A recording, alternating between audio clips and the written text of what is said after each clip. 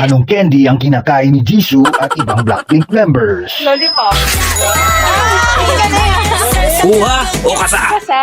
Anong klaseng hayop ang pet ni Rosé na si Joangi? Fish? Fish? Kuha o kasa? Kasa. Bukod sa bra, ano ang suot ni Lisa sa Crazy Horse Paris? Dress. Dress panty. Kuha o kasa? Kasa. Siyempre. Pangalan ng ginanapan ni Jennie sa series na The Idol. Dulo. Dayan. Dayan? Kuha o kasa? Parte ng katawan na expert si Lisa gamitin sa pagsasayaw. Pwet? Basta't kakasa kayo, Walang talo dito.